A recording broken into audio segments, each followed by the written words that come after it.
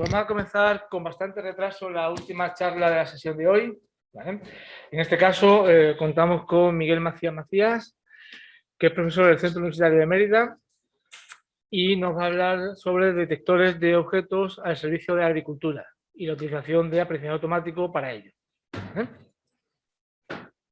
Muy bien. Sí, muy bien. Muchas gracias, Pedro. En primer lugar, darle las gracias a la cátedra de Telefónica de nuevo por haberme invitado a daros esta pequeña conferencia sobre dos temas que realmente me apasionan. Por un lado, un poco la inteligencia artificial y por otro lado, la agricultura. Bien, como bien ha dicho Pedro, mi nombre es Miguel Macías, soy profesor del Centro Universitario de Mérida.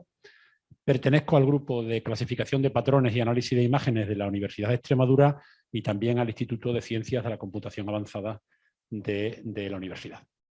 Bien, la presentación la he dividido en estos apartados que os muestro. Vamos a ver un poquito de introducción de por qué hoy en día el uso de detectores de objetos puede ser importante en el mundo de la agricultura. Hablaré un poquito de redes neuronales, de deep learning. Me consta que creo que en la sesión anterior os han hablado bastante del tema también, entonces intentaremos ir un poquito rápido, ¿vale? Nos centraremos en la detección de objetos, en los algoritmos además más novedosos y relacionados con el deep learning que se utilizan para realizar esta tarea. Algunos detalles sobre implementación práctica, por si alguno queréis iniciaros en este mundo. Y por último, algunos ejemplos de proyectos desarrollados que tienen que ver con detectores de objetos y aplicaciones en el mundo de la agricultura y que los tres que os voy a mostrar han contado con el apoyo y la financiación por parte de la cátedra de Telefónica. Bien, en primer lugar, deciros que existen ya muchas tareas que utilizan algoritmos de machine learning y sobre todo detección de objetos al servicio de la agricultura. Bien, aquí se muestra un pequeño vídeo. Si tenéis internet, si tenéis interés, podéis buscarlo en la web porque al final ha habido que cargar la presentación en formato PDF y no está disponible el vídeo. Bueno, pues es un robot que va sobre un campo de lechugas, ¿vale? Que es autónomo, es decir, se guía por coordenadas GPS RTK. Evidentemente eso es posible porque en el momento de la plantación del cultivo ya se utilizaron sistemas GPS, entonces se guardaron las coordenadas de la parcela y el robot sabe por dónde debe ir para barrer toda la parcela, ¿vale? Bueno, el robot lo que hace es desbrozar la maleza que puede existir y remover la tierra en el campo de las lechugas, y lo que más me interesaba ver simplemente del vídeo es que lleva unas cámaras, ¿vale?, que llevan unos algoritmos de detección de objetos y que le permite al robot conocer exactamente la posición de cada una de las lechugas presentes en las imágenes, para cuando vaya desbrozando la maleza, pues no llevarse por delante ninguna de ellas, ¿no? Bueno, pues existen, o se nos podrían ocurrir, como luego os mostraré, multitud de aplicaciones en el campo de la agricultura donde los algoritmos de detección de objetos que nos permitan visualizar dónde están los frutos, dónde están las malezas, dónde están los productos, van a ser extremadamente importantes. Bueno, pues la pregunta es si podemos abordar un problema de estas características, ¿vale? Bueno, pues la respuesta es que sí, ¿vale? La respuesta es que durante los últimos años, de 2014 a la actualidad, los algoritmos de detección de objetos han avanzado a ritmo vertiginoso, ¿vale? No solo en exactitud o en precisión en la detección, sino también en tiempo de cómputo. Es decir, hoy podemos estar hablando de detectores de objetos que en una GPU razonable pueden procesar varios frames por segundo, y eso nos permite hacer aplicaciones en tiempo real, ¿vale? Bueno, desde mi punto de vista, dada la relación que tiene la cátedra o lo que está intentando hacer la cátedra para unir el mundo tecnológico y la agricultura, ¿hacia dónde deberíamos realmente dirigir nuestros esfuerzos si queremos ayudar a este sector?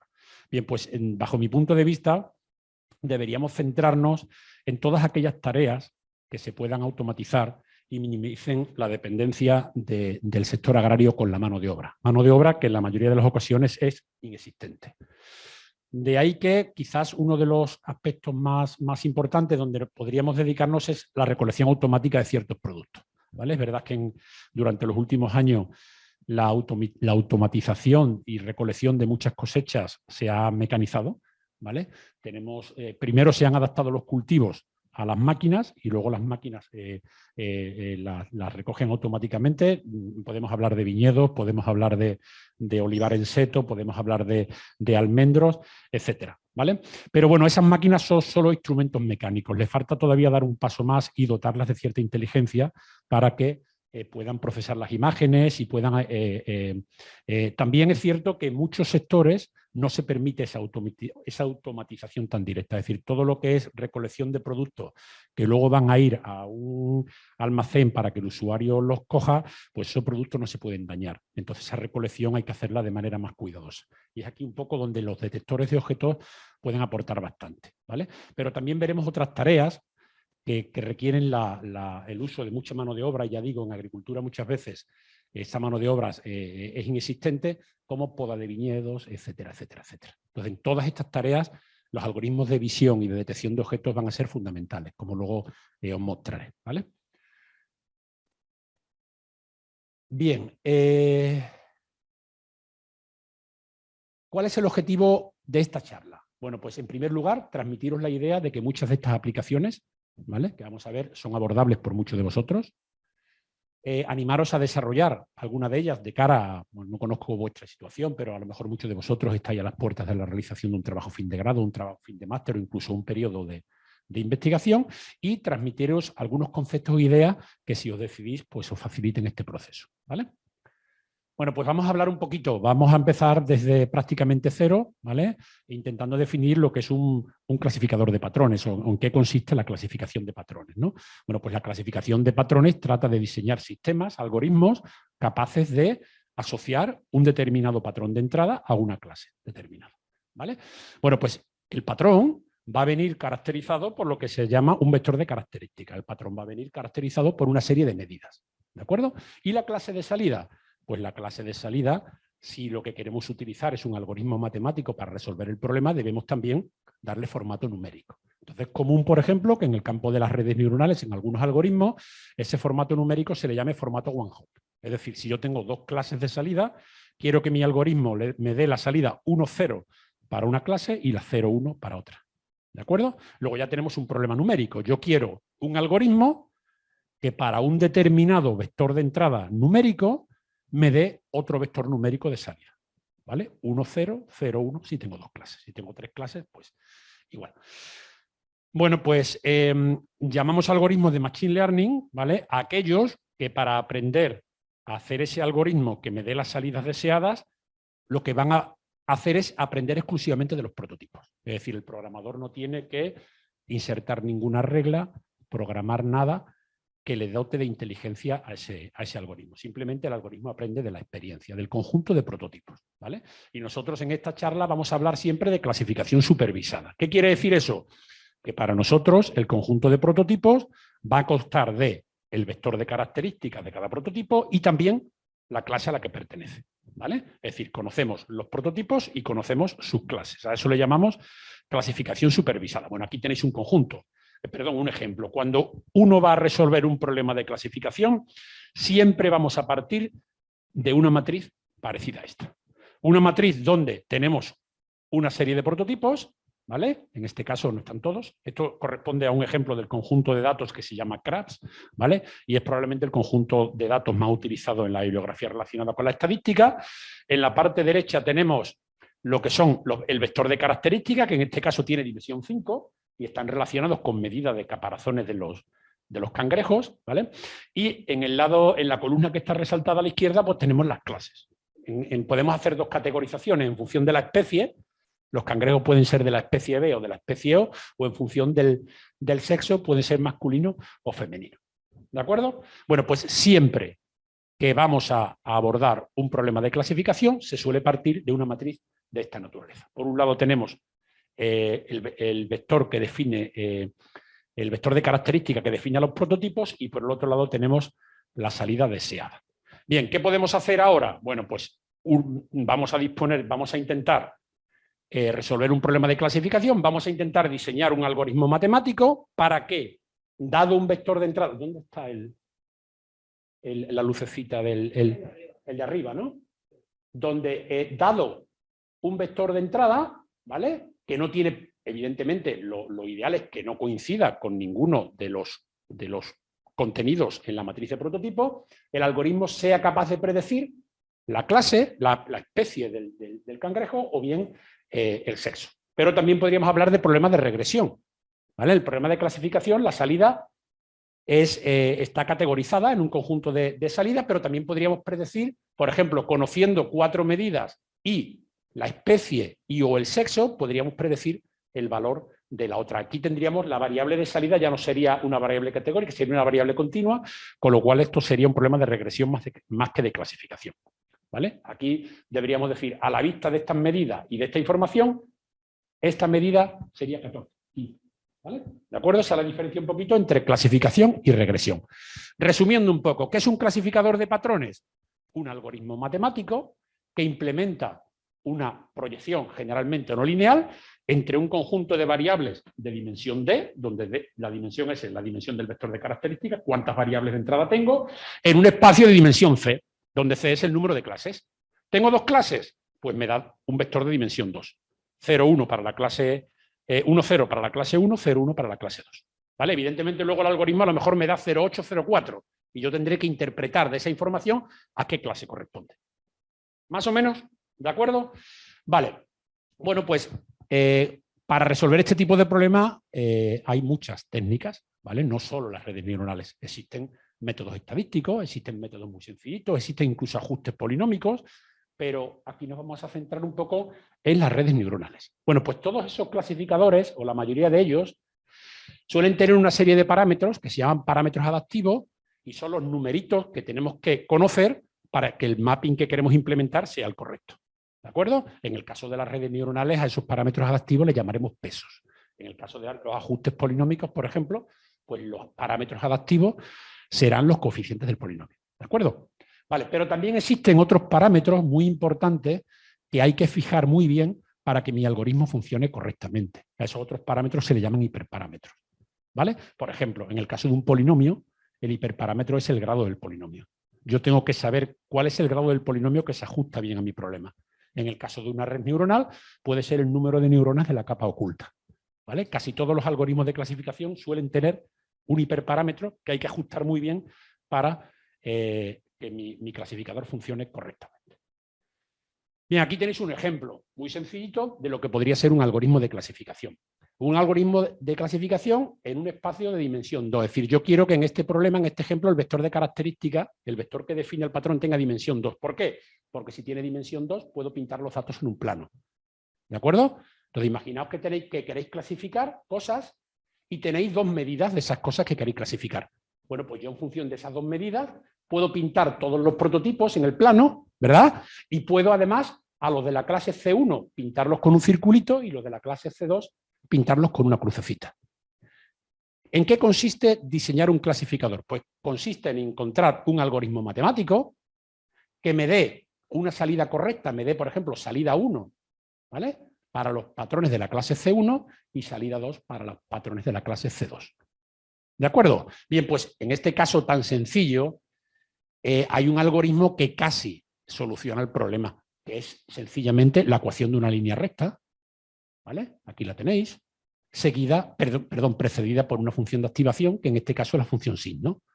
Si el contenido de la línea recta me da mayor que 0, los puntos están hacia un extremo de esta región de decisión. Si es mayor que 0, la función signo me dará más 1, y si es menor que 0 en el otro extremo de la región de decisión, la función signo me dará menor que 1, ¿vale? Luego esto es un ejemplo de clasificador. ¿Estamos resolviendo ese problema de manera correcta?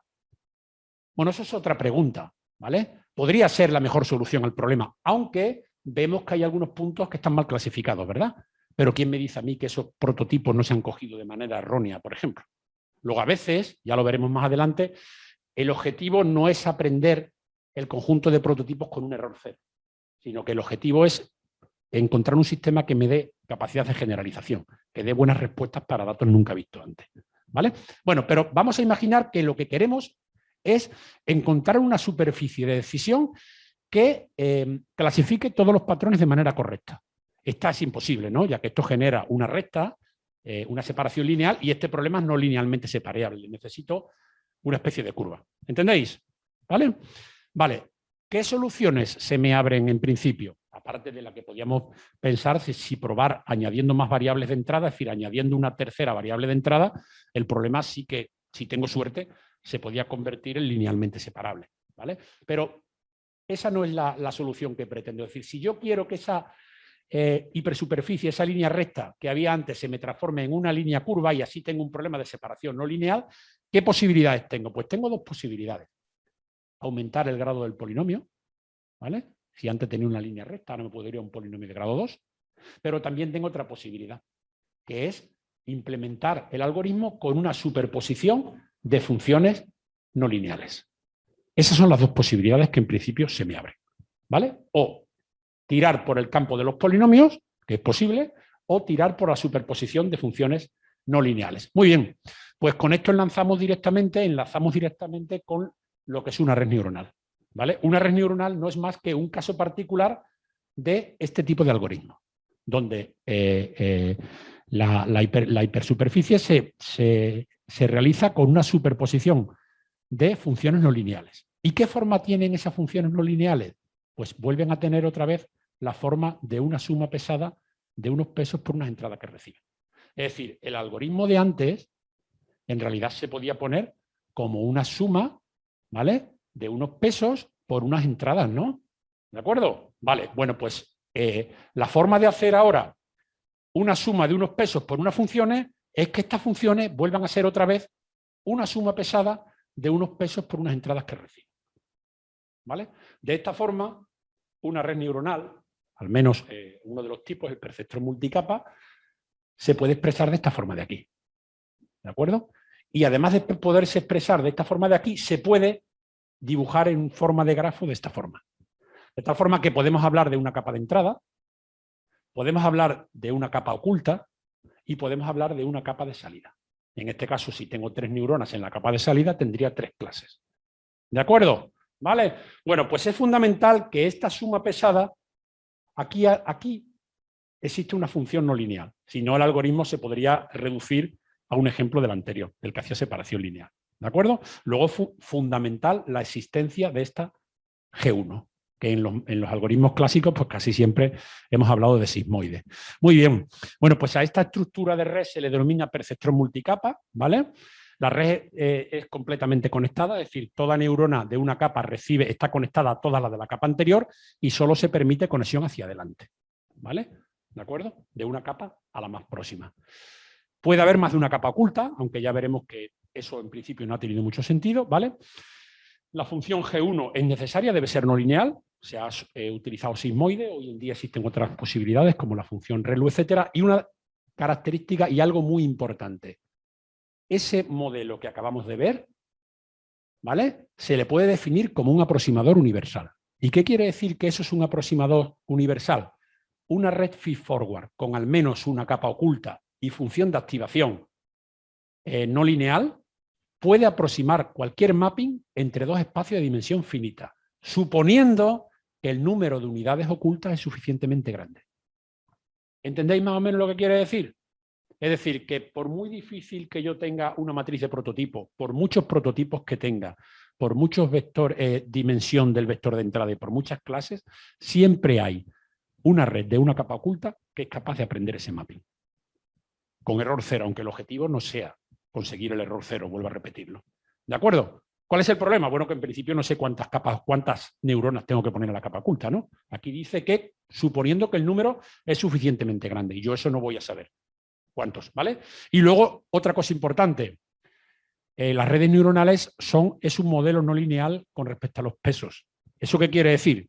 Que cuando yo quiera encontrar la solución y utilice, por ejemplo, la derivada del error con respecto a los pesos igual a 0, no me voy a encontrar con un conjunto de ecuaciones con n incógnita. Es decir, el problema no tiene solución a priori, ¿vale?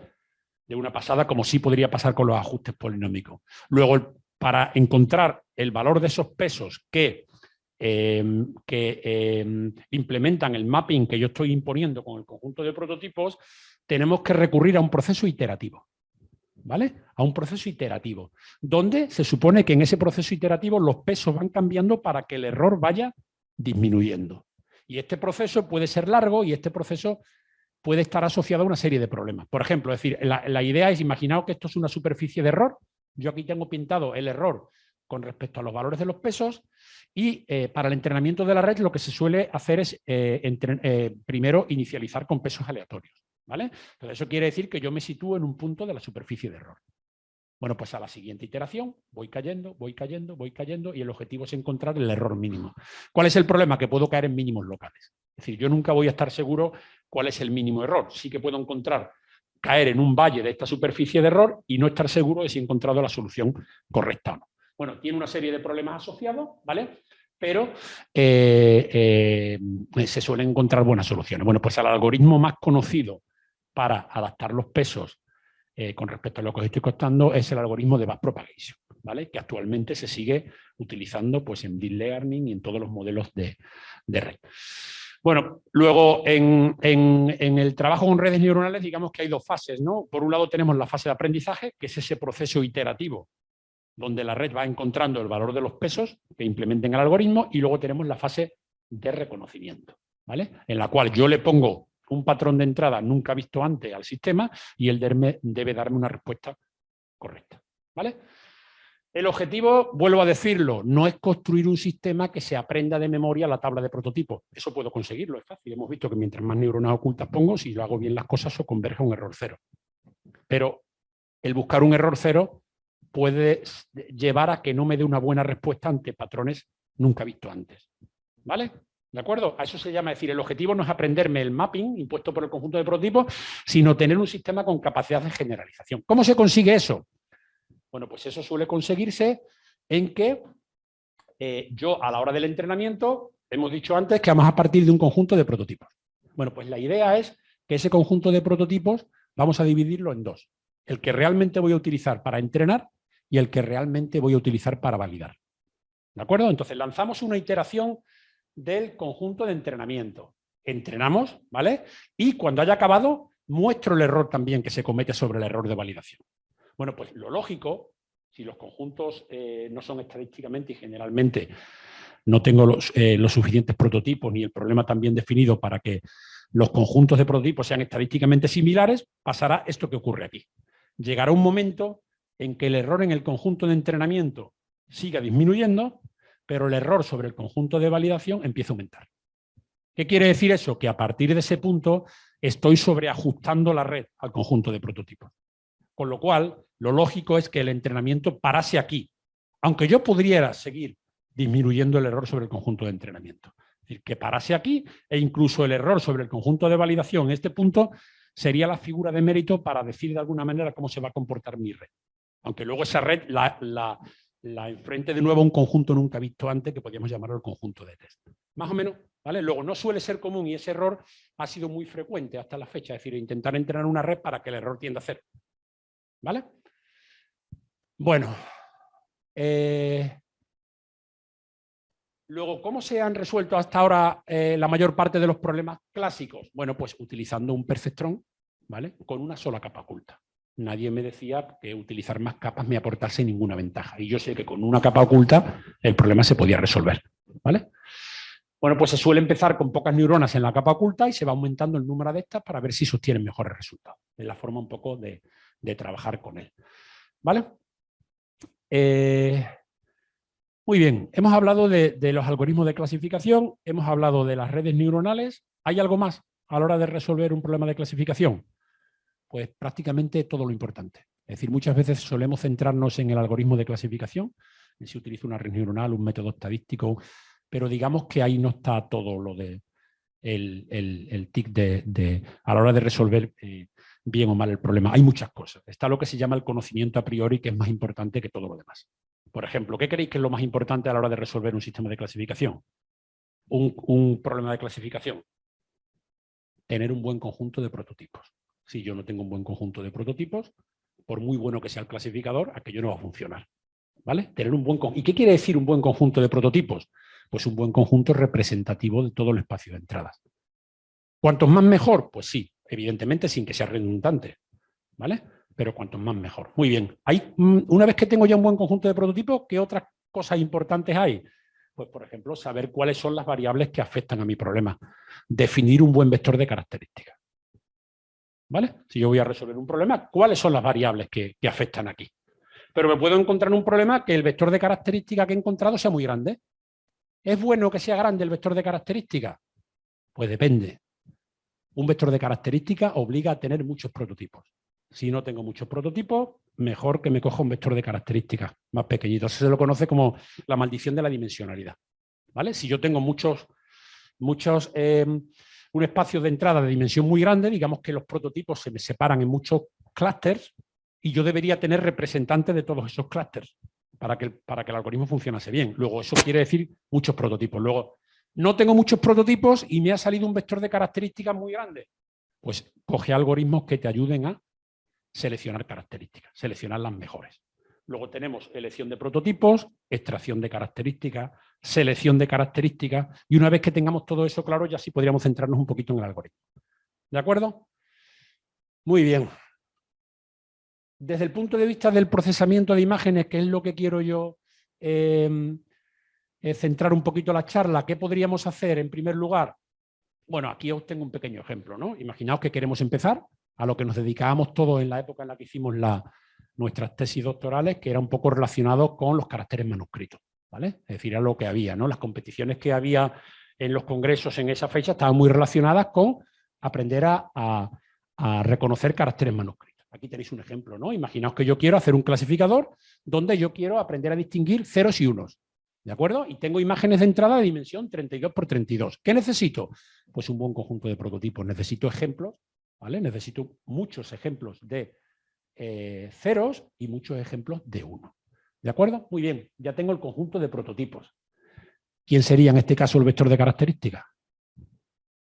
Lo primero que se nos puede ocurrir, como tengo imágenes de 32 por 32, pues me cojo un vector de características de 1024, ¿vale?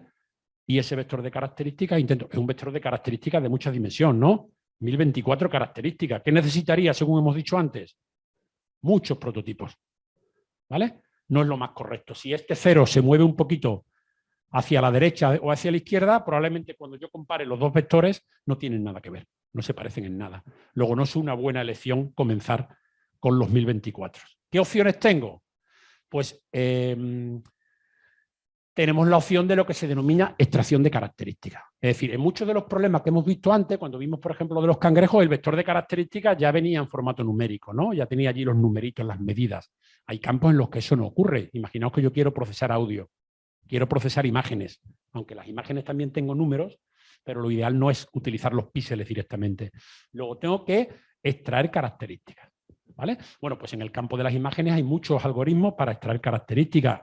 Uno de los primeros que se utilizaron eran los que se conocían como momentos de Hu, que son unos numeritos que son invariantes cuando yo trabajo con imágenes binarias a traslaciones, rotaciones y cambios de tamaño, ¿vale? Luego yo esa imagen, para mí, esos 3 unos y esos 3 ochos los puedo reducir a esos numeritos. Es decir, de cada imagen extraigo un vector de características, ya digo, momentos de Hu, de dimensión 7.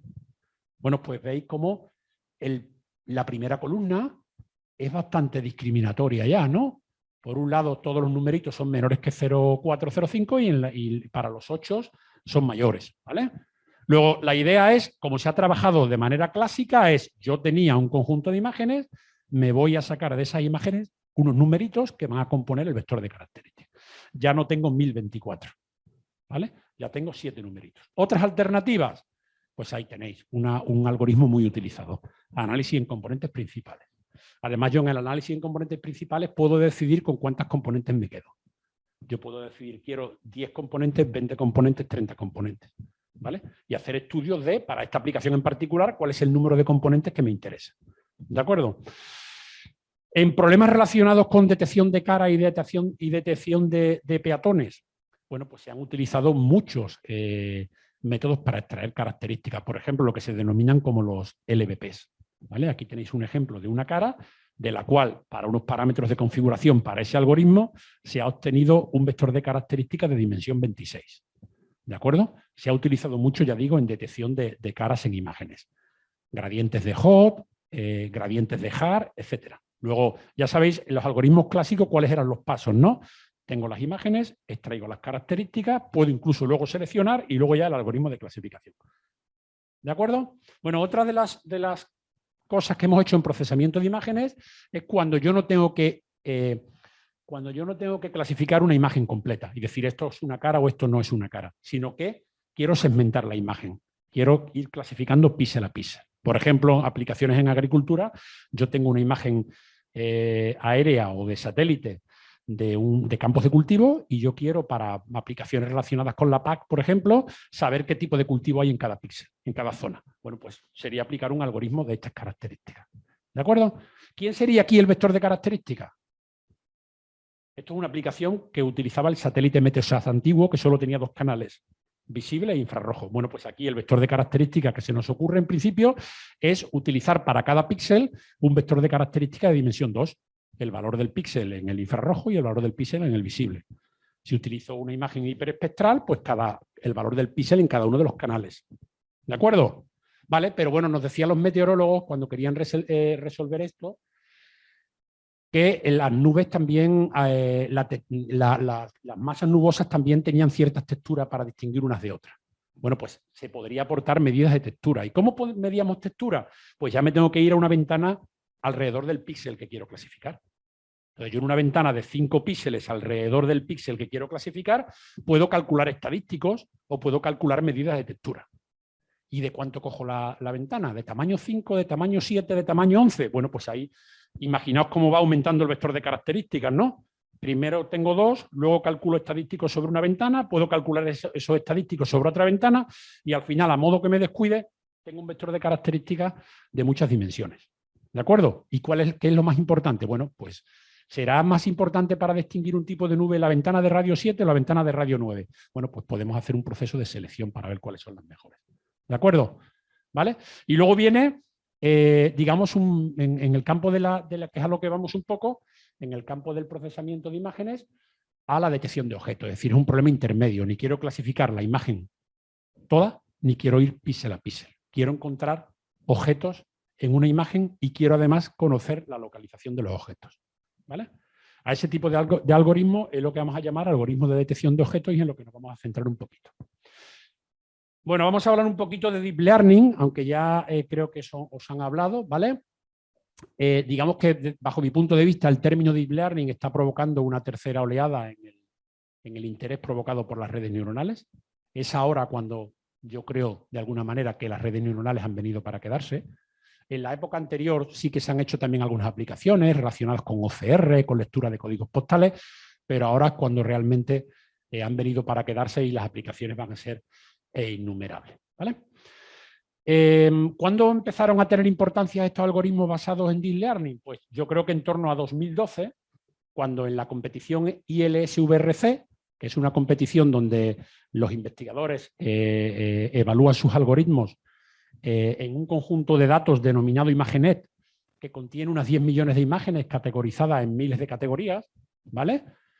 En 2012, digo, se presentó una red neuronal con una estructura un poco diferente a las anteriores, ¿vale? Lo que podemos llamar una red con estructura de Deep Learning, con una capa convolutiva seguida de una red neuronal en sentido clásico, y esa red consiguió bajar las tasas de error del 26% al 15%. ¿Vale? Año 2012, estamos por aquí. A partir de ese momento, todas las redes que han ido ganando las competiciones a lo largo de los años, todas han estado basadas en esa estructura. Sin embargo, no podíamos hablar todavía de redes profundas. Redes profundas son redes que tienen muchas capas y AlexNet, que si no lo recuerdo bien, no sé cuántas capas tenía, todavía no tenía muchas capas. Sin embargo, por 2015, aquí había una red con una estructura novedosa, ResNet, que ya sí tenía 152 capas. Esto es verdaderamente ya una red profunda. ¿Y por qué las redes profundas tenían esa importancia? Porque las redes profundas son muy difíciles de entrenar. Existe un problema que se llama el desvanecimiento de los gradientes, que cuando se pone a entrenar una red con muchas capas, las primeras capas de la red son un poco perezosas, los pesos prácticamente no cambian nada. Entonces no se sabían entrenar. Con los avances en los algoritmos y en los conocimientos del backpropagation y la proposición de nuevos modelos, por aquí, por 2015, el error fijado en la cifra en la que ya está ya, y se consiguió con una red de 152 capas, es decir, una red profunda de verdad. ¿De acuerdo? ¿Vale? Bueno, pues este problema se considera resuelto. Este problema, estamos por aquí en 2015 con un error del 3 y pico %, este problema en la actualidad se considera resuelto. De tal forma que en estos congresos De cara a las competiciones se están buscando otro tipo de retos, como puede ser la detección de objetos en imágenes, como puede ser, por ejemplo, la clasificación de acciones, es decir, no solo detectar las personas en una fotografía, sino qué están haciendo esas personas, como puede ser la segmentación de imágenes, es decir, no solo detectar el bounding box del objeto, la caja que lo contiene, sino detectar los píxeles que pertenecen al objeto. Extremadamente importante en muchas aplicaciones. ¿De acuerdo? Bueno, pues para todos estos casuísticas existen competiciones donde los algoritmos van a medir su potencia, ¿no? Bueno, pues por resumen un poco, ¿en qué consistía, qué diferencia hay entre Deep Learning y los algoritmos clásicos? En un algoritmo clásico, lo acabamos de decir, teníamos un clasificador, que podía ser una red neuronal o podía ser otra cosa, ¿vale? Y ese clasificador se nutría de unas características que estaban extraídas por el usuario. Es decir, hemos visto como en el caso de imágenes, cuando un señor quería detectar si en una imagen había un peatón o no había un peatón, cogía esa imagen y extraía una serie de características. ¿Vale? Bueno, pues el énfasis quizás se ha puesto durante esos años en esta zona. ¿Vale? Encontrar un buen algoritmo que me diese unas características que luego le permitiesen al clasificador resolver el problema. ¿De acuerdo? ¿Qué ha hecho los nuevos algoritmos? Bueno, pues los nuevos algoritmos, esta etapa de extracción de características no existe. La hace la propia red neuronal. ¿Y cómo hace la red neuronal esa extracción de características? A partir de una red convolutiva. ¿Vale?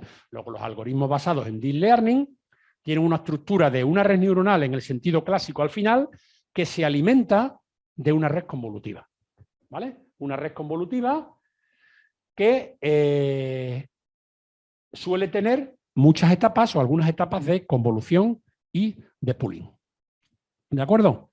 Bueno, pues por explicaros un poco quizás algunas cositas en qué consiste una etapa convolutiva. Bueno, pues una etapa convolutiva, bueno, a partir de ahora ya no vamos a ver las redes neuronales como las hemos visto hasta ahora, con donde veíamos las capas como vectores, ¿no? Unidimensionales, ¿de acuerdo? Es decir, teníamos un vector de entrada, luego teníamos una capa oculta con una serie de neuronas, ¿vale? Y luego teníamos una capa de salida con otra serie de neuronas, pero eran vectores unidimensionales. A partir de ahora, para nosotros las capas de la red van a ser tensores, ¿vale? Van a ser matrices, en este caso de dimensión 3, o podríamos hablar de dimensión 4. Por ejemplo, una imagen es un ejemplo de matriz de dimensión 3, una imagen RGB, ¿no? Tenemos un ancho, un alto y una profundidad. Tenemos 3 colores, tenemos una profundidad. ¿De acuerdo? Si tuviésemos en lugar de una imagen un conjunto de 30 imágenes, un batch de imágenes, tendríamos un tensor de dimensión 4. Número de imágenes, ancho, alto y profundidad. ¿De acuerdo? ¿Vale? Bueno, pues una capa convolutiva también es un tensor de dimensión 3. Vamos a tener también un ancho, un alto y una profundidad. Donde esa profundidad la elige el usuario. ¿Vale? Esa profundidad la elige el usuario. Es decir, yo quiero una primera etapa convolutiva de 50 feature maps. ¿De acuerdo? ¿Y el ancho y el alto? Bueno, pues el ancho y el alto vienen definidos también por otros parámetros que también elige el usuario. ¿Quiénes son esos otros parámetros? Pues, por ejemplo, el campo receptivo de la neurona. ¿Vale? Es decir, aquí cada neurona no está conectada con todas las de la capa anterior, como ocurría en los perceptores. Aquí cada neurona está conectada solo con algunas neuronas que componen el campo receptivo. Yo puedo definir un campo receptivo de 3x3, 5x5, y luego podemos definir un stride. ¿Vale? Es decir, esta neurona se alimenta de estas 9 primeras, ¿vale? Pero esta siguiente, en lugar de estas 9 segundas, puedo dar un salto y, ¿entendéis un poco lo que quiero decir?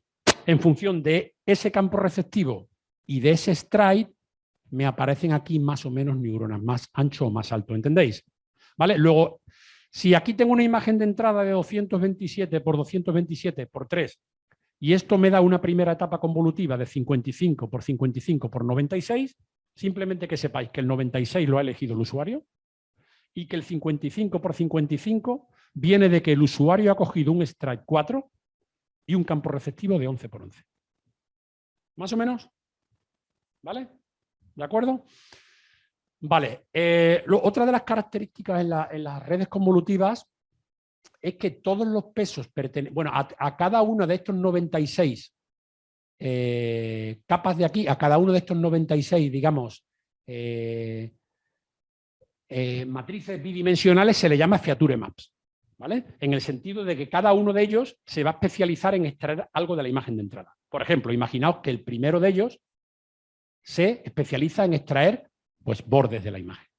El segundo se especializa en extraer cualquier otra cosa o bordes con otra orientación, ¿vale? Y eso la red lo aprende solo a través del algoritmo de backpropagation. ¿De acuerdo? Una de las características importantes es que todas las neuronas pertenecientes al mismo feature map comparten pesos, ¿vale? Eso quiere decir que si comparten pesos, todas se especializan en lo mismo. Es decir, esta neurona de aquí se especializaría en detectar bordes, por ejemplo, de esta zona de la imagen. La siguiente, en detectar bordes de esta otra zona de la imagen, y así sucesivamente. Pero todas las neuronas del mismo feature map se especializan en lo mismo. ¿De acuerdo? Vale. Bueno, pues yo podría, acto seguido, definir a continuación de esta otra etapa convolutiva. Decirle al algoritmo, oye, quiero otra capa convolutiva. ¿De qué profundidad? Ya sabéis que la profundidad la pone el usuario, ¿no? 50, 60, 96 otra vez. ¿Con qué campo receptivo y con qué extrae? Con este y con este. Y entonces me saldría el ancho y el alto de la siguiente capa. ¿Más o menos? ¿Vale? Vale. Bueno, y luego vienen otras especies de capas especiales que son las capas de pooling. ¿Y qué hacen las capas de pooling? Pues la capa de pooling lo que hace es reducir la dimensionalidad de la capa de entrada. La capa de pooling lo que hace es, también tiene un campo receptivo y también tiene un extrae. ¿Vale? De tal forma que imaginaos que el campo receptivo de esta neurona de aquí, que va a ser de pooling, es estas 3×3 neuronas primeras. Y que el pooling es más pooling. ¿Qué es lo que hace eso? Pues darme un numerito. ¿Y quién es ese numerito? El máximo valor de las 9 neuronas de su campo receptivo. ¿Qué hace esa capa entonces? Lo que está haciendo es reducir la dimensionalidad, ¿no? Ya que cada ventana de tamaño 9 la reduzco a un único valor. ¿Vale? Luego, en una capa de pooling, si observáis, la profundidad sí coincide. Yo cuando vaya a definir o decirle a mi algoritmo que necesito una capa de pooling, ahora este 96 no tengo que dárselo como antes. Este 96 coincide con el de la capa anterior. ¿Vale? Sin embargo, aquí me sale 27 y 27. ¿Y de quién depende este 27 y este 27? Pues otra vez del stride y del campo receptivo. ¿Vale? ¿De acuerdo? Y ahora podría definir otra convolutiva y otra de pooling y etcétera, etcétera. ¿Vale? En el caso del pooling, lo único que tendría que definir es qué tipo de pooling quiero. Quiero que me calcules el máximo en la ventana, más pooling, quiero que me calcules el valor medio o quiero, ¿vale? Hay varios tipos de pooling. Muy bien, bueno, pues aquí tenéis un ejemplo, ¿no? Simplemente de la red AlexNet, que ganó esa competición en 2012, que se alimentaba con imágenes en color de dimensión 227 por 227 por 3, que tenía por aquí una capa convolutiva, una capa de pooling, es decir, una sucesión. Y luego aquí sí, aquí siempre hay un paso de la última capa de la red convolutiva a la red en el sentido clásico. ¿Vale? ¿De acuerdo? ¿En qué consiste eso? Bueno, eso en los algoritmos se le suele llamar una capa de flatten o una capa... Es decir, si os fijáis, esta primera capa de la red en sentido clásico tiene 9.216 neuronas. Aquí ya sí es un vector unidimensional, ¿lo veis? ¿De dónde sale ese 9.216? Pues precisamente de la dimensión de esta última capa de la red convolutiva, que tiene 256 feature maps de dimensión 6×6. Si multiplicamos 6×6 por 256, nos sale el 9.216. Es decir, esta última capa lo que hacemos es coger estos 9.216 numeritos que hay aquí y en un orden determinado convertirlos en un array. Más o menos, ¿vale? Y aquí tenemos, bueno, pues la capa de salida, en este caso tendríamos 1000 categorías, ¿vale? Pues tenemos una salida de dimensión 1000. Luego, una red de Deep Learning es una CNN seguida de una red en el modelo clásico y la CNN suele venir constituida por diferentes etapas de pooling y convolutivas. Bien, aquí tenéis una serie de ejemplos de la competición, el ILS-VRC que os comenté antes, para que veáis un poco la dificultad del tema, ¿vale? Donde el error se le llama top-5 error. ¿Qué quiere decir eso? Que si la red, la predicción que hace las 5 primeras predicciones que hace, aciertan alguna de ellas, se considera que ha acertado. ¿vale? Podéis ver aquí, por ejemplo, que aunque la predicción haya sido esta, que es la correcta, se la ha hecho en segundo lugar, pues esa clasificación es correcta. ¿De acuerdo? Luego podéis ver que la red identifica aquí que esto es un barco portacontenedores, que esto es un scooter, que esto es un leopardo. Cuidado, aquí hay clases, no como en algunos otros conjuntos donde se dice perro y se dice gato y ya está. No, aquí hay las razas de perros creo que están categorizadas, pues no sé si en 100 especies o algo de eso. Y esta red es capaz de diferenciar entre la clase leopardo, jaguar, etcétera. Jaguar, etcétera. ¿Vale? Luego es un problema difícil. Y fijaos lo que ocurre aquí. Esto es una clasificación errónea. Y esto hay muchos ejemplos por ahí muy graciosos. Pasa también con una imagen de un caballo que está delante de un fondo de heno. ¿Vale? Aquí el algoritmo dice que esto es una cereza. ¿Vale? Y sin embargo, se le da una clasificación errónea porque cuando se categorizaron estas imágenes, el señor que la categorizó dijo que esto era un dálmata. ¿Vale? Vale, es cierto, hay parte de dálmata, pero también hay parte de cereza, ¿verdad? ¿Vale? Luego hay que dar un paso más. Hay que salirse un poco de lo que es el campo de la clasificación de las imágenes y vamos a intentar dar un paso más y decir, no, aquí en esta imagen hay un dálmata, pero también hay una cereza y voy a decir dónde está cada una de las cosas. Y con esto pasamos al campo de la detección de objetos. ¿De acuerdo? Bueno, los problemas de detección de objetos se han venido resolviendo hace ya algún tiempo. Son muy comunes las aplicaciones basadas en la detección de caras, por ejemplo, ¿vale? En las cámaras fotográficas y en cámaras de vigilancia, etcétera, e incluso la detección de peatones, detección de señales de tráfico, etcétera, etcétera. ¿Cómo se hacía esto hace ya algunos años? Antes de 2004, por ahí. Bueno, pues lo que se utilizaba es el algoritmo de ventana deslizante. Es decir, en realidad se partía de un clasificador como lo que hemos visto hace un ratito. Se partía de un clasificador de una red convolutiva o clásica que aprendía a distinguir solo dos clases, por ejemplo, esto es cara y esto es no cara.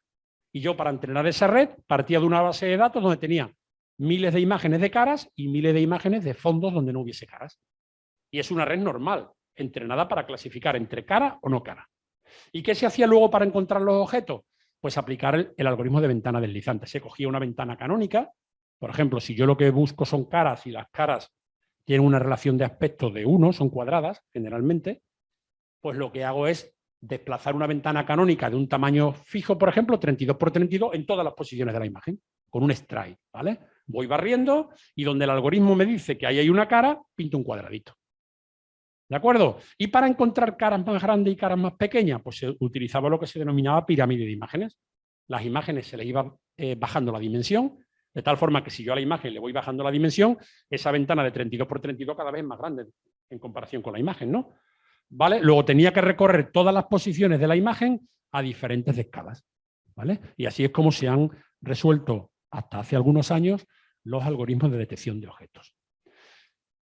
Problema de los algoritmos de detección de objetos basados en esa metodología, pues son bastante lentos. Para reconocer una imagen y buscar los objetos, a lo mejor tengo que utilizar mi clasificador miles de veces para una imagen, ¿vale? Y eso está muy lejos de poder, o estaba muy lejos de poder conseguir aplicaciones en tiempo real, ¿vale? Además, si el barrido que hago es muy fino, pues suelen salir muchas zonas positivas, ¿vale? Muchas posiciones donde me dicen aquí hay una cara, aquí hay una cara, aquí hay una cara. Podemos encontrar algo como parecido ahí, a lo que ocurre ahí. Bueno, ¿qué es lo que se hace luego?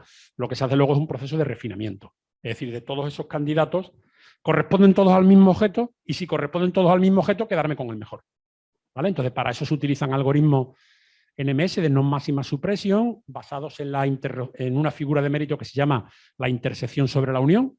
¿Vale? Es decir, si dos candidatos tienen una intersección dividido por la unión mayor que tal valor, considero que pertenecen al mismo objeto, con lo cual me quedo con el que mayor probabilidad de ser de ese objeto tiene, y si no, pues considero que son de distintos objetos. Eso se le llama proceso de refinamiento, ¿vale?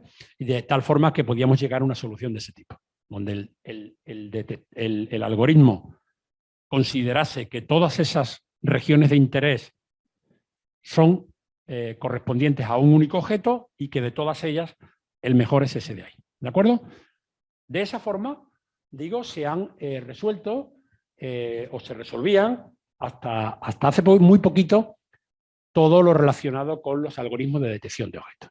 Bueno, pues a partir de 2014 se propuso una pequeña mejora. En lugar de que la red vaya recorriendo todas las posiciones, vamos a intentar meter un algoritmo delante que mediante alguna técnica me diga lo que podrían ser las regiones de interés, donde el clasificador tiene que mirar para ver si eso es un objeto o no.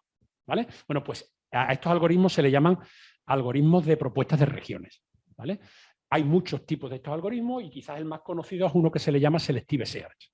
¿Qué hace el algoritmo de Selective Search? Lo que hace es segmentar la imagen, ¿vale?, buscando similitudes entre los píxeles de la imagen. Por ejemplo, buscando similitudes entre los valores de los colores de los píxeles, buscando similitudes entre las texturas. Él es capaz de segmentar las imágenes a distintas escalas y construirme lo que podrían ser regiones de interés con distintos colores. De tal forma que ahora el algoritmo de clasificador ya no tendría que ir mirando todas las zonas a todas las escalas, sino que el algoritmo ahora lo que tendría que hacer es ver cada una de estas regiones marcadas con colores diferentes, si ahí hay un objeto o no. ¿De acuerdo? También requiere que la red convolutiva opere muchas veces sobre la misma imagen, ¿vale? Pero muchas menos veces que lo que era el algoritmo de ventana deslizante. Luego, incrementa un poquito la velocidad del algoritmo de ventana deslizante, ¿vale? Ahí tenéis algunas cifras de cuando este algoritmo comenzó un poquito a hacerse famoso, ¿vale? Y cómo, bueno, pues mejoró bastante las cifras del MAC sobre el conjunto de imágenes VOC en el año 2010, ¿vale?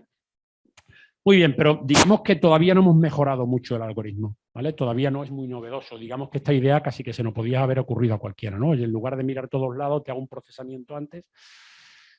Vale. En torno, creo que a 2017, se propone otro algoritmo ya un poquito más novedoso, que es lo que se conoce como... Bueno, una de las desventajas de este algoritmo, ¿vale?, es que estas propuestas de regiones, como veis, imaginaos que yo estoy buscando caras. Antes decíamos relación de aspecto 1, busco solo regiones cuadradas, ¿no? Ahora no, ahora este algoritmo lo que me da son regiones que no tienen por qué ser cuadradas. Como las podéis ver, tienen cualquier relación de aspecto. Entonces, la red convolutiva que yo voy a utilizar para que me diga si eso es una cara o no, o es otra cosa, tiene una dimensión fija. Imaginaos que yo utilizo AlexNet para hacer eso y AlexNet tiene 227 por 227. Si la imagen que se me pasa a mí es rectangular, yo la tengo que convertir a 227 por 227. Luego se pierde la relación de aspecto de la imagen. Y eso era un inconveniente. ¿Vale? ¿Qué se hace aquí? ¿O qué se propone? Bueno, pues vamos a intentar ahorrar un poquito de tiempo. De tal forma que voy a intentar que la imagen pase por la red convolutiva una sola vez. ¿Vale? De tal forma que yo cojo mi imagen de entrada, la paso por la parte convolutiva de la red, ¿vale?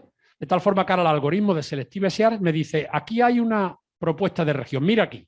Bueno, pues yo en lugar de recortar esto y pasarlo por la red convolutiva, me voy a ir al final de la red convolutiva y voy a mirar en la proyección de esta zona sobre el final de la red convolutiva. ¿Entendéis lo que quiero decir? De tal forma que la imagen solo pasa una vez por la red convolutiva. ¿Cuál es el problema ahora? Bueno, pues que esta zona, ¿vale?, que es rectangular en este caso, al pasar por la red convolutiva, si la red convolutiva reduce la imagen en 16 veces, y bueno, pues yo escojo esta zona y miro cuál es la correspondiente a la salida. Resulta que esta parte de aquí, la red neuronal en el sentido clásico, tiene una dimensión fija. Y veis cómo, dependiendo de lo grande o lo pequeña que sea la propuesta de la región, en su salida va a tener una cierta proyección y no va a coincidir el número de píxeles de esa proyección con el número de neuronas que tengo aquí. ¿Entendéis? Bueno, pues se inventa una especie de pooling especial, que este pooling especial, esta capa que hay aquí, lo que hace es pasar, independientemente del tamaño que tenga esta, pasarlo a una dimensión fija. De tal forma que el problema es resuelto. Bueno, pues este pequeño cambio hace que la velocidad de este algoritmo FastRCNN con respecto al anterior, pues se reduzca en un factor, como mínimo un factor 10. Es decir, hace el algoritmo mucho más rápido, tanto en el entrenamiento como en el reconocimiento. Sin embargo, tenemos un pequeño cuello de botella todavía, que hace que el algoritmo todavía no pueda funcionar en tiempo real. ¿Por qué? Porque necesitamos todavía utilizar este algoritmo, ¿verdad? El Selective Search, que es el que nos dice, mira aquí, aunque yo en lugar de coger esto y pasarlo por la red convolutiva, solo lo haya pasado una vez y mire la proyección, pero necesito seguir implementando el algoritmo. Y ese algoritmo ya es costoso en tiempo y puede tardar más tiempo en ejecutarse que la propia red. ¿De acuerdo? Luego necesito quitármelo del medio. ¿Y cómo me lo quito del medio? Bueno, pues dando un paso más de tuerca, ¿vale?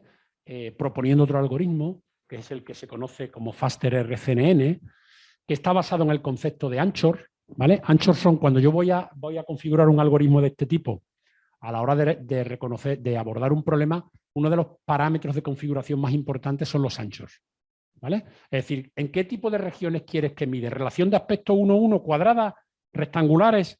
¿Vale? ¿Y con qué tamaño? Yo, por ejemplo, le puedo decir a este problema, para cada una de estas posiciones, ¿vale?, que tenéis aquí marcado en rojo, voy a definir este conjunto de anchors. En teoría tengo 9 anchors, ¿vale? De tal forma que cada uno de estos anchors, la red me va a decir si hay probabilidad de que exista un objeto o no, ¿vale? Luego se define el concepto de anchors. Hay que tener en cuenta a la hora de configurarlos qué dimensión van a tener y qué relación de aspecto. Y le añadimos a la red neuronal una nueva parte o una nueva capa, ¿vale?, que se llama la red, la RPN, que va a ser la red, la parte de la red encargada de decirme, oye, mira aquí, que aquí parece que puede haber un objeto. Ya nos hemos quitado el algoritmo de Selective Search, ¿vale? Ahora la imagen pasa por la red convolutiva, ¿vale? Y hay una red que ha aprendido a través del concepto de Anchor a decirme, oye, mira en esta posición, ¿vale? Y esa posición a lo mejor corresponde pues a uno de los anchors, al anchor 5 de esta posición de aquí, ¿vale? Es decir, la red es capaz de aprender a través de lo que luego le llamaremos el conjunto de imágenes prototipo y su ground truth, es capaz de aprender qué probabilidad, es decir, la RPN al final me va a dar para cada uno de estos puntitos rojos que aparece aquí, ¿vale? Para cada uno de estos puntitos rojos, la salida de la red me va a dar 9 numeritos. ¿Y qué representan 9 numeritos? La probabilidad de que en cada uno de esos anchors definidos en cada punto exista objeto o no exista objeto. Y además me va a dar luego otros 4 numeritos para cada uno, 36 numeritos. Es decir, tengo 9 anchors por 4 números, 36. ¿Y qué representan esos 4 numeritos? Pues oye, mira, en este anchor de aquí existe probabilidad de que haya un objeto. Pero además se mejoraría bastante si este punto, en lugar de cogerlo aquí, lo desplazase este poquito, este otro lo desplazase. ¿Entendéis? Es decir, me da una corrección para cada una de las esquinas del anchor inicial. ¿De acuerdo? Entonces, la salida de la RPN me dice dónde debo mirar y en qué posición exactamente, porque la posición donde miro no coincide exactamente con dónde está el anchor definido. ¿Más o menos? Bueno, pues todo eso es un proceso muy tedioso desde el punto de vista del entrenamiento. Es decir, muchas de estas ideas no solo consisten en decir, oye, pues esto se me podía haber ocurrido a mí. No. ¿Por qué? Porque después de todas esas ocurrencias viene el procedimiento de cómo adaptar, por ejemplo, el algoritmo backpropagation para que eso funcione. ¿De acuerdo? Y es la parte más importante y es la parte matemática. Bueno, pues esto hace, este modelo, que yo considero el mejor que hay ahora mismo en detección de objetos, pues hace que estas imágenes se puedan procesar a velocidades de varios frames por segundo. ¿De acuerdo? Luego posibilita la realización de aplicaciones en tiempo real. ¿Vale? Y además es muy eficiente a la hora de detectar los objetos. Parece un poco de magia, pero los clava bastante bien. ¿De acuerdo? Si se entrena de manera correcta, es un algoritmo muy, muy potente. Bueno, pues existe una evolución todavía más de FasterRCNN y es lo que se conoce como MaskRCNN. MaskRCNN fue propuesta por el equipo de investigación de inteligencia artificial de Facebook. Es una red basada en FasterRCNN, pero además de proporcionarnos el bounding box de los objetos, es decir, el rectángulo que lo contiene, es capaz de predecirnos los píxeles pertenecientes al objeto, es decir, nos proporciona una máscara. Y esto en muchas aplicaciones es fundamental, conocer exactamente dónde está el objeto, no solo el rectángulo que lo contiene. ¿Vale? Y existen otros algoritmos más rápidos que FasterRCNN probablemente, como YOLO o SSD, pero que probablemente tengan peores resultados a la hora de detectar objetos pequeños en imágenes. ¿Vale? Luego FasterRCNN en la actualidad es considerado uno de los algoritmos más potentes a la hora de realizar estas acciones. ¿De acuerdo? Vale. Vamos a hablar un poquito de la implementación práctica, si queréis, por si alguien tiene interés de cómo acometer estas cosas. Bueno, imaginaos que estáis en los inicios del Machine Learning o que tenéis, es decir, no todo ya tiene que resolverse con algoritmos de Deep Learning. Si yo tengo un problema clásico, un problema sencillo, un problema en el cual no tengo imágenes o estructuras de datos más complicadas y en el cual no tengo millones de imágenes como podemos tener en ImageNet, sino que tengo un conjunto de prototipos expresado en una matriz como tenía expresado antes, no es necesario irse al algoritmo de Deep Learning, ¿vale? Incluso ni irse a las redes neuronales. Existen técnicas estadísticas también muy potentes. Bueno, si uno quiere empezar con ese tipo de algoritmos, yo le considero como lenguaje de programación Python. Yo antes era de R, como gran parte de la comunidad supongo que se dedicaba a estas cosas. Ahora soy más de Python, ¿vale? Me costó un poquito cambiar las asignaturas y ese tipo de cosas, pero una vez que lo hice, pues la verdad es que me alegré bastante. Y uno de los paquetes pues, más importantes de las librerías para trabajar con modelos clásicos es la scikit-learn, ¿vale? Es una librería que tiene un montón de utilidades, tiene un montón de paquetes, por ejemplo, para generar datos sintéticos, trae algunos conjuntos de datos sencillitos, tiene un paquete para implementar redes neuronales, perceptrones multicapa, tiene paquetes para implementar muchos tipos de clasificadores estadísticos, tiene algoritmos para implementar selección de características, tiene también algunas utilidades para implementar extracción de características en imágenes, etcétera, etcétera, ¿vale? Bueno, ya sabéis que este paquete está construido sobre NumPy, ¿vale? NumPy ya sabéis que es un paquete que nos proporciona potentes estructuras de datos para trabajar con esto, ¿vale? Ya hemos visto, por ejemplo, como en el caso del Deep Learning, las estructuras de datos ya son tensores, son matrices multidimensionales. Entonces, NumPy nos ofrece la posibilidad de trabajar con estas estructuras y además de trabajar de manera eficiente, de manera rápida, ¿vale? ¿De acuerdo? Bueno, si uno quiere empezar con Deep Learning, yo durante algunos años sufrí TensorFlow, ¿vale? Yo no soy informático, por lo cual todo esto que se ha ido uno aprendiendo a lo largo de su trayectoria ha sido un poco autodidacta, ¿vale? Entonces, para mí TensorFlow fue muy duro, ¿vale? Es un cambio un poco de paradigma, es computación gráfica, hay que definir el grafo, luego lanzarlo. Para mí aquello es verdad que te da una libertad absoluta, es verdad que cualquiera que vaya a hacer investigación, por ejemplo, pues tiene que bajar ahí, porque es ahí donde tú puedes probablemente experimentar un nuevo modelo, ¿vale? Pero aquello para mí, ya digo, era duro. Si uno lo que quiere hacer es hacer aplicaciones, utilizar cosas ya existentes y tal, yo le recomiendo dar un pasito más arriba, como vamos a ver a continuación. Bueno, tengo compañeros en la universidad que en lugar de utilizar TensorFlow, utilizaron Café, por ejemplo, ¿vale? Bueno, hay distintos entornos para trabajar con Deep Learning. TensorFlow quizás sea uno de los más conocidos, ¿vale? A lo mejor Café en la librería, en la gente de universidad, o no lo sé, ¿vale? Y TensorFlow fue una librería que liberó Google en torno a 2015, ¿vale? Tiene front-ends para Python y para C++, y la principal ventaja que tiene con respecto sobre la anterior, una de las grandes ventajas es que puede ejecutarse sobre GPU, ¿vale? Que para el uso de estos algoritmos pues, es fundamental, ¿no? Correr todas estas cosas sobre una CPU pues no es recomendable. Muy bien, bueno, pues Keras, ¿vale? Es una librería escrita en Python, capaz de correr sobre TensorFlow y le facilita mucho la vida al usuario, ¿vale? Es decir, si alguien quiere hacer cositas desde el punto de vista de quiero aplicar esto a este problema en particular, yo recomiendo ese nivel más alto que es Keras, ¿vale? Ya de que una manera muy sencilla se pueden implementar redes neuronales con aprendizaje profundo, ¿vale? Y para ejecutarse sobre CPU o sobre GPU. Para los amantes de R, existe Keras R, ¿vale? Yo lo usé también un poquito y bueno, me gustó menos que el Keras. Bien, cuando uno va a hacer un problema de estas características, es común que utilice lo que en la terminología del Deep Learning o de las redes neuronales se llama Transfer of Learning.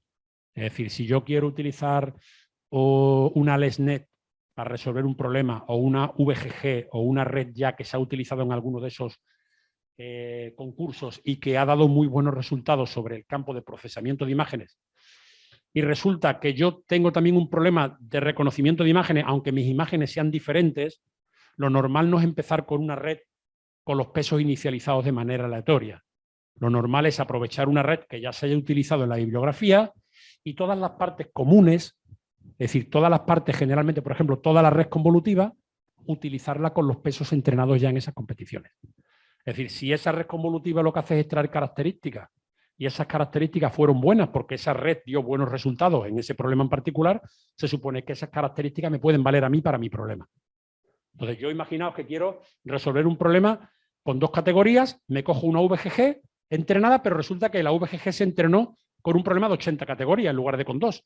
Bueno, pues la parte final de la red no me vale, porque allí hay 80 neuronas de salida y en mi problema hay 2, pero la parte anterior de la red sí me vale. Luego me descargo el modelo, ¿vale? Me descargo los pesos de la red convolutiva, por ejemplo, y los puedo congelar, los dejo fijos. O los entreno un poquito, los ajusto de manera fina, pero generalmente esa solución, que se llama transferencia de aprendizaje, es mejor que si yo parto de cero inicializando los pesos de manera aleatoria. Y en una red convolutiva normal, vale, podría funcionar el entrenarlo yo. Pero en un detector de objetos, si uno lee la literatura de Factor RCNN, que aquí se ha resumido en una transparencia, y ver cómo se ha entrenado aquello, que primero se entrena esta capa, luego se hace un ajuste fino, luego se entrena la otra, luego eso desde el punto de vista de la programación, partir ahí de cero es un poco... Entonces, lo que suele hacerse en este tipo de problemas es bajarse el modelo, coger los pesos de la red que me valen, ¿vale? Y luego entrenar solo las siguientes partes. Bueno, pues si queréis resolver un problema de detección de objetos de una manera rápida, yo como he trabajado siempre es descargándome la librería Mask RCNN, ¿vale? De esa dirección que tenéis ahí, y utilizar los pesos que también aparecen en esa dirección para esa red.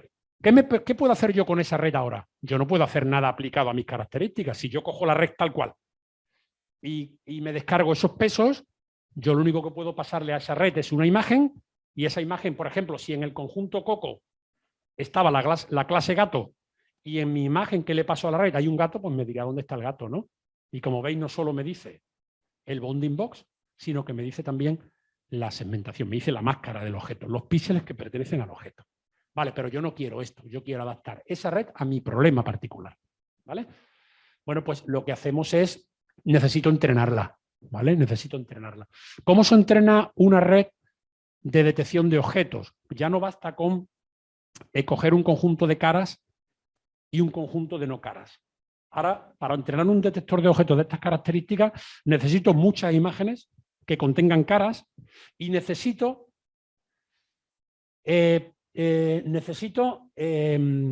posicionar dónde están todas las caras de la fotografía. No me puedo quedar ninguna atrás, porque ahora el algoritmo no coge la cara y la no cara. No, ahora el algoritmo coge la imagen completa y ahí sabe dónde están los positivos.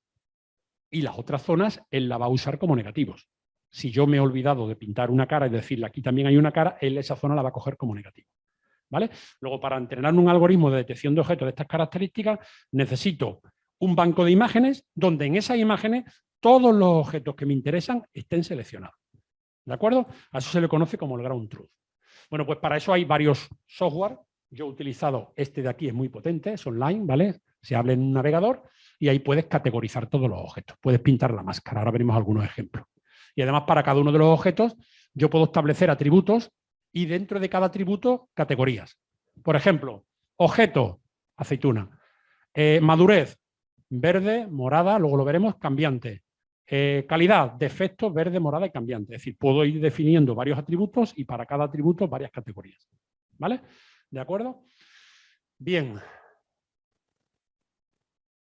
Bueno, y por último, os voy a contar, vamos bien de tiempo, he corrido un poquito, os vamos a contar algunos de los proyectitos desarrollados en el seno de en algunos proyectitos en los cuales la cátedra se ha involucrado, ¿vale? La mayoría de ellos han sido desarrollados con algún alumno y de muchos de ellos, de los 3, han salido o bien trabajo fin de grado o bien trabajo fin de máster, con esos alumnos que participaron, ¿vale?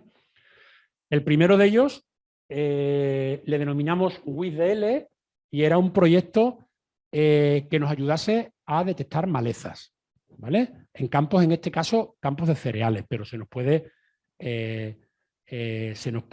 ocurrir cualquier otra aplicación, ¿vale? Bueno, como la cátedra de alguna manera, uno de los requisitos cuando uno participa en estos proyectos es que hay que elaborar un vídeo final, bueno, pues si a alguien le interesa, ahí tenéis el vídeo final que contiene todo el resumen de lo que se hizo en ese proyecto.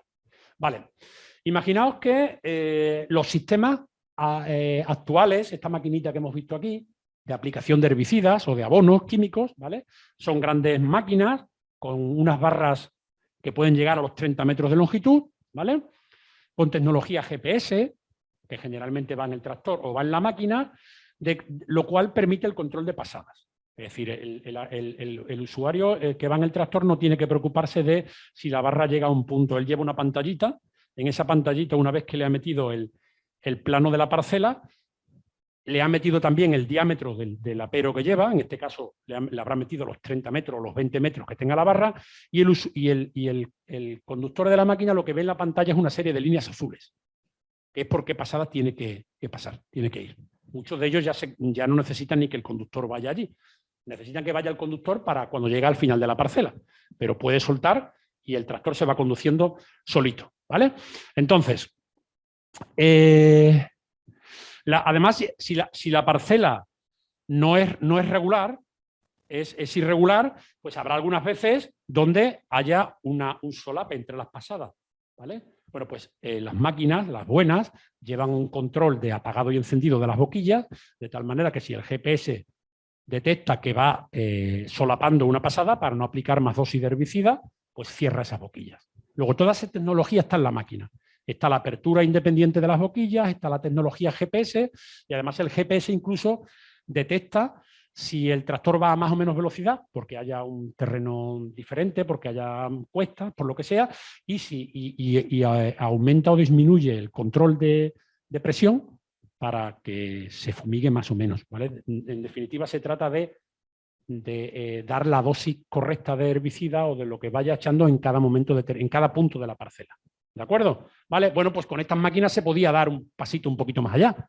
Por ejemplo, dotarlas de un sistema de visión, de tal forma que en el caso de que vayamos tratando con herbicidas, pues algunos tipos de herbicidas, los hay de muchos tipos, ¿no? Pero algunos tipos de herbicidas solo detectan, si le doy a la hierbita, la mata, pero si no hay hierbita no hace nada. Es decir, los hay residuales que sí penetran en el terreno y evitan que nazcan nuevas malezas, pero los hay que no.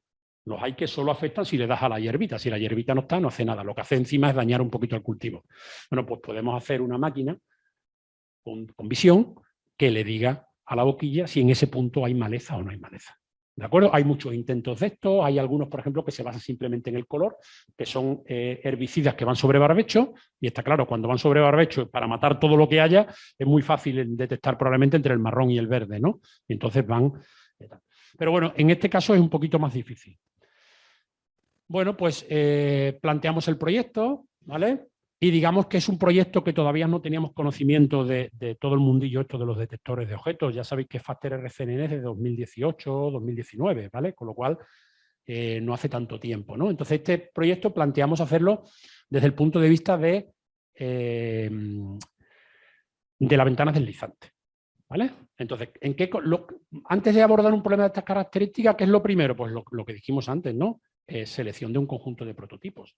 Luego me tengo que coger un montón de imágenes de cereales en el campo, ¿vale? Y hacer una base de datos con malezas y no malezas. El algoritmo de ventana deslizante no necesita una imagen y todos sus ejemplos. Es diferente. El algoritmo de ventana deslizante necesito miles de imágenes de malezas y miles de imágenes que no sean malezas. ¿De acuerdo? Evidentemente, si voy a trabajar sobre un cultivo de cereal, esas imágenes que no sean malezas deberá ser cereal sano, cereal que no contenga malezas. Bueno, pues ahí tenéis ejemplos, ¿vale? Ahí tenéis ejemplos de lo que son, por un lado, las imágenes ejemplos de cultivos sin maleza y imágenes de malezas. Evidentemente, pues esto requiere una gran inversión en la primera fase, la más importante, puesto que no basta solo con coger florecitas amarillas, ¿vale? Basta con coger todos los tipos de maleza que podríamos encontrarnos. Para eso habría que irse a diferentes zonas, etcétera, etcétera. Luego aquí está un poco el tiz de la cuestión en todos los problemas, la selección de prototipos. Incluso a veces ni es sencilla, ¿no? Aquí, bueno, te va uno por el campo con una camarita, pero a veces necesitas de la mano de un experto que te tiene que acompañar y te diga esto es maleza, esto no es maleza, ¿vale? Luego, la primera fase, la más importante, la más complicada, de ahí la valía de los datos, ¿verdad? La selección de los prototipos. Además, estos datos no suelen estar en un sitio por ahí que yo simplemente vaya, los coge y ya está. Estos datos hay que generarlos, ¿vale? Bueno, pues evidentemente una vez que uno tiene la base de datos, pues lo único que tiene que hacer es entrenar una red convolutiva normal, podría ser incluso una red clásica, extrayendo las características de las que antes hablamos, ¿no? Y sería una red que tiene una capa de salida de dimensión 2, simplemente. Me tiene que decir maleza, no maleza. ¿De acuerdo? ¿Vale? Bueno, pues intentamos ejecutar esto en un sistema de bajo coste, utilizamos una Raspberry, ¿vale? Porque realmente íbamos orientados un poco a la detección de objetos, a utilizar detectores modernos, ¿vale? Porque el algoritmo de ventana deslizante ya hemos visto que su principal problema es la velocidad para procesar imágenes en tiempo real, ¿vale? Entonces, si en una GPU va mal, en una Raspberry ni lo pensamos. Pero bueno, le pusimos un NNCS, que es una especie de FPGA que se puede conectar en el puerto USB de la Raspberry y que permite la aceleración de algoritmos basados en Deep Learning, ¿vale? ¿De acuerdo? Y bueno, ahí tenéis un vídeo, Pedro, por día, simplemente ponerle un poquitín, es el punto AVI, creo, de los tres son dos iguales, cualquiera de los dos, son iguales, solo que uno está en MP4 y uno está en cualquiera de los dos, sí.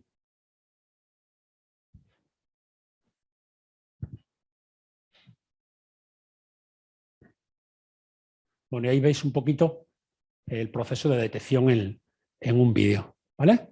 ¿De acuerdo? Entonces, de alguna manera, a partir de esa información, yo le podría decir a la boquilla que lleva cerca la cámara, oye, fumiga, no fumigues, o fumiga con más o menos presión porque hay más o menos densidad de maleza. ¿Entendéis? ¿Vale? Gracias, Pedro.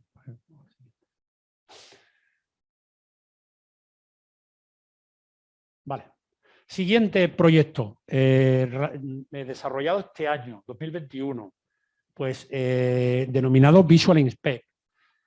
Bueno, pues es un proyecto relacionado a hacer el escandallo de aceituna de mesa de manera automática, ¿vale? Si uno ha vivido ese mundillo un poquito, las aceitunas de mesa son un producto muy, muy sensible, ¿vale? Que a la hora de recolectarlo se tiene que hacer a mano, eso es un gran problema. Estamos a las puertas, además, ahora de la campaña de aceituna de mesa en Extremadura y eso requiere una cantidad de mano de obra ingente que hasta los últimos años se ha suplido con extranjeros, ¿vale? Pero que esos extranjeros pueden dejar de venir o están dejando de venir y mucha de esa aceituna se va a quedar en el campo por falta de mano de obra. No se puede mecanizar porque simplemente con el hecho de que la aceituna caiga al suelo ya se daña, ya se le establece una motita y es fundamental que cuando uno vaya a las empresas elaboradoras a entregar su producto se le haga lo que se llama un escandallo. Se coge una muestra y en esa muestra se ve, en primer lugar, el tamaño de la aceituna, ¿vale? Se requieren aceitunas, para la aceituna de mesa se requieren aceitunas mientras más gruesas mejor. Te van a mirar el color, ¿vale? Si está excesivamente madura o si no lo está, o si está correcta. Y luego van a mirar los defectos, es decir, si tiene motas, si tiene defectos. Esos defectos pueden venir producidos por daños meteorológicos, por granizadas, por ejemplo, o pueden venir producidos por enfermedades, ¿vale? Bueno, pues ese escandallo, ¿vale? Ese escandallo hasta hace muy poquito tiempo o actualmente todavía se sigue haciendo a mano. Es decir, hay un señor, generalmente un perito agrícola o alguien de por allí, que coge una muestra y lo primero que hace es pesar para ver cuántas entran en 100 gramos, por ejemplo. Y en función de ese peso establece un calibre, ¿vale? Y luego pues va apuntando manualmente cuáles están moradas, cuáles tienen defectos y todo eso es completamente manual. Bueno, pues la idea de este proyecto, ahí tenéis el vídeo también, pues un proyecto ya finalizado y de alguna manera hay que hacer un vídeo resumen, ¿vale? Este proyecto pretendía hacer ese escandallo de manera automática. Luego necesitamos hacer un detector de objetos que en primer lugar detectase las aceitunas. Una vez que detectase las aceitunas ya podríamos detectar el calibre, ¿vale? Y luego ya en fases posteriores detectar el estado de madurez y detectar los posibles defectos, ¿vale? ¿Qué necesitamos en primer lugar? Si vamos a utilizar un detector de objetos de los modernos, pues establecer un conjunto de imágenes, hemos dicho, y su ground truth. Es decir, tenemos que coger imágenes de aceituna y una a una seleccionarlas todas, ¿vale?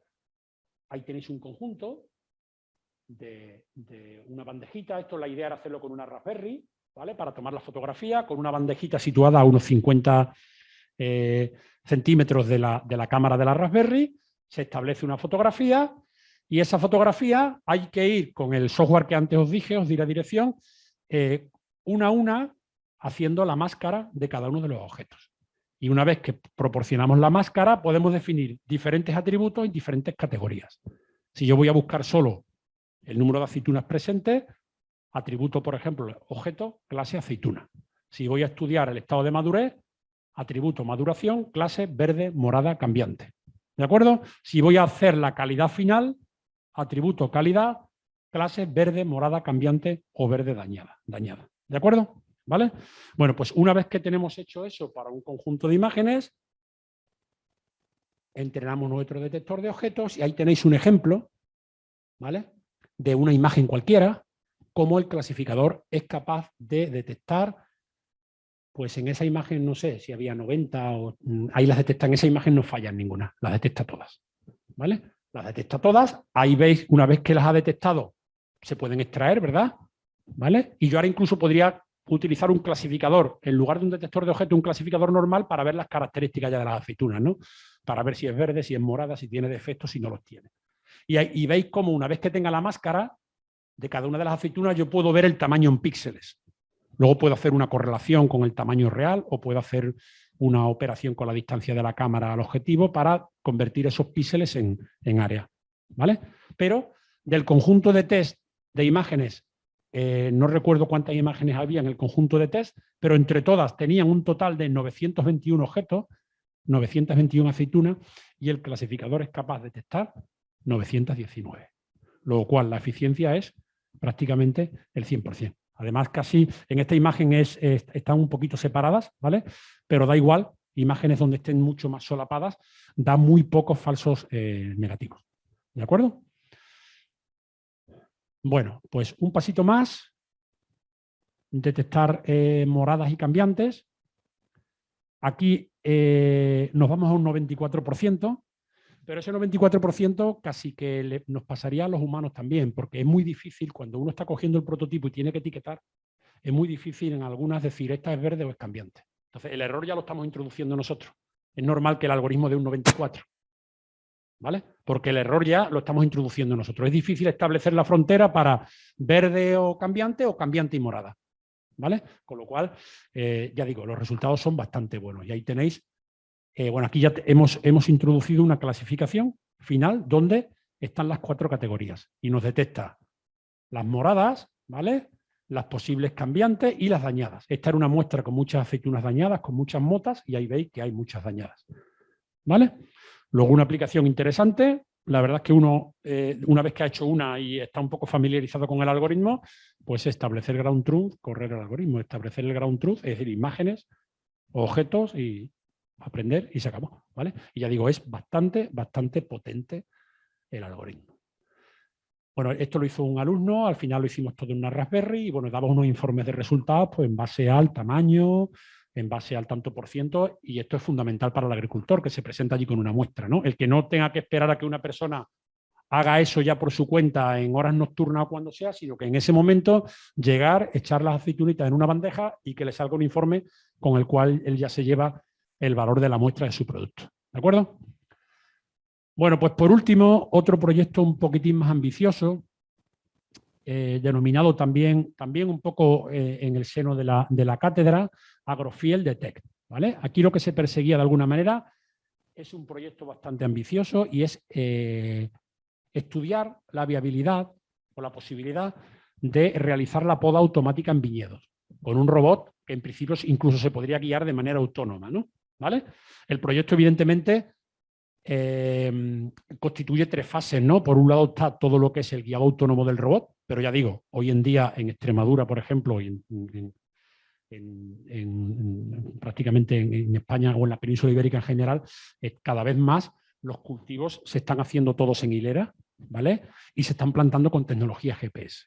Es decir, hoy en día cultivo de viñedo, cultivos de olivar en seto sobre todo, cultivos de almendro, eso va todo plantado con GPS y se conocen las coordenadas de la parcela, es decir, ya sabemos dónde están puestas las cosas, ¿vale? Además con precisión absoluta.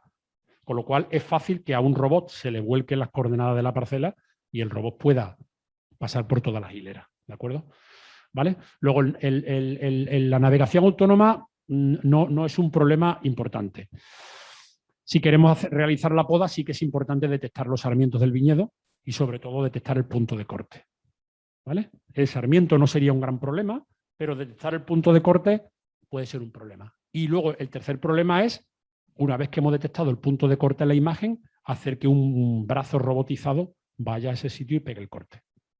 ¿De acuerdo? Bueno, esto sería aplicable a un sistema de poda de sarmiento o a un recolector de frutas de manera autónoma también. Al final es visión y atacar con un brazo rebotizado para coger la fruta, realizar el corte o lo que sea, ¿vale? Por eso ya digo, este campo de detección de objetos en agricultura pues es sumamente importante. Bueno, ahí tenéis un ejemplo. En principio lo que pensamos hacer, bueno, vamos a coger imágenes, vamos a decir qué es lo que queremos buscar y lo que queremos buscar son los sarmientos, pero en la zona en la que están pegados a la cepa, ¿vale? Es decir, que estén separados. Vamos a establecer una máscara que contenga 1 o 2 yemas, que es por donde suele realizarse el corte. Y vamos a ver si al menos eso es capaz de detectar el algoritmo, esas zonas que yo busco, ¿vale? Bueno, pues aquí veis una imagen del ground truth y aquí veis pues una imagen reconocida. Aquí veis en rojo algunos falsos positivos. La mayoría de los falsos positivos se sitúan sobre el sarmiento, ¿vale? Es decir, el sarmiento no habría problemas en detectarlo. Ya digo, los detectores de objetos funcionan muy bien y si estamos buscando sarmientos, eso detectaría los sarmientos. Pero veis que aquí sale la zona de interés, la realmente pegada a la cepa, pero veis como luego siguen saliendo como otras zonas posteriores. Eso habría que corregirlo, ¿vale? Luego aparecen falsos positivos, aparece algún falso negativo. Aparece un falso negativo en esta imagen de casualidad, que además se nos olvidó o se nos pasó a la hora de seleccionar el ground truth, ¿vale? Y eso es muy dañino a la hora de decir, todo lo que se nos pase, cuando el algoritmo coja estas zonas de manera aleatoria para decir que aquí no hay objeto, le está diciendo a la red, oye, esto no es un objeto y realmente sí lo es. Luego tenemos que intentar evitar que se nos quede nada atrás, ¿vale? Y por último, si quieres darle al vídeo, Pedro, perdona, el último, el que pone output.avi, pues veis un poquito un ejemplo de cómo funciona el algoritmo cuando le pasamos un vídeo, ¿no?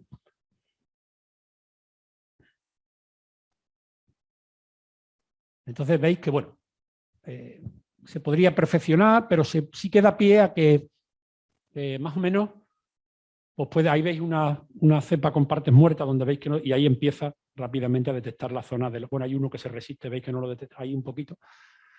Pero bueno, ya digo, son aplicaciones difíciles, hay mucha oclusión, se podría mejorar con cámaras de visión 3D, esto está hecho con una cámara de visión 2D, se podría enfocar solo en los objetos en primer plano y además no es importante que un objeto no salga en un fotograma, lo importante es que salga en algún momento, ¿vale? Entonces esto se podría mejorar con distintos ángulos de visión, etcétera, etcétera. ¿Vale? Bueno, estamos trabajando también ahora en un proyecto que nos habían solicitado de... Bueno, ya con esto acabo, creo que sí.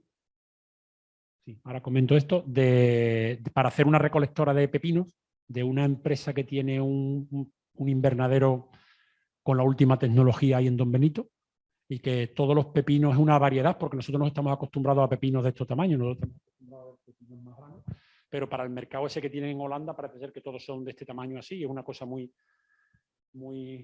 demandada por ese mercado y querían indagar la posibilidad de hacer una recolectora automática. ¿Vale? Allí hay unas hileras de pepinos de la altura más grande que esta bóveda de aquí y están todos perfectamente automatizados. Hay unas hileras por las que van los carritos con los operarios. Entonces ahí es muy fácil montar una máquina con un sistema de visión 3D y bueno, los resultados siguen siendo igual. Pepino que sale en primer plano, pepino que es localizado con un 100% casi de... Otra cosa ya son las oclusiones y otras... pero lo que sale en primer plano sin ningún tipo de problema. Detecta lo que es el pepino y lo que sería el rabo donde habría que hacer el corte. Bueno, pues por mi parte nada más. Simplemente por si alguno tiene interés, aprovecho un poquitín solo para hablar de mi libro. Ya llevamos 2 o 3 años impartiendo este curso de perfeccionamiento, ¿vale? Generalmente lo impartimos en el segundo cuatrimestre. Este es el primer año que lo impartimos en el primero y se trata de desarrollar todos estos conceptos que hemos visto hoy, ¿vale? De ir poco a poco, desarrollarlo todo. Y creo que por ahí aparece el periodo de prescripción es, si no ha empezado ya, la celebración es del 11 del 10 al 17 de diciembre, ¿vale? Y la prescripción es hasta el 22 de septiembre, con lo cual estamos en periodo de prescripción. Si a alguien le interesa, es completamente online, ¿vale? Completamente para seguirlo por internet. Bueno, y eso es todo. Espero haberme... Sí, ¿no? Vamos bien de tiempo. ¿Tienes alguna preguntita?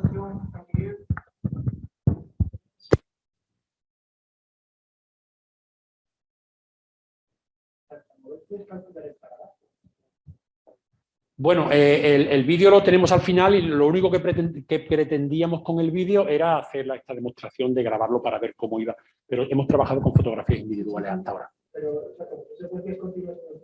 Puedes establecer alguna... Muy bien. Lo que pretendíamos es si sería factible y parece ser que a los resultados el problema podría estar a lo mejor ahora en el brazo con velocidad y tal, pero desde el punto de vista de la visión se pueden conseguir cositas. Bueno, y ya digo, multitud de cosas, es decir, todo lo que sea recolección, todo lo que sea, pues requieren estos algoritmos de localizar el producto. ¿Alguna cosita más? Nada. Bueno. Pues.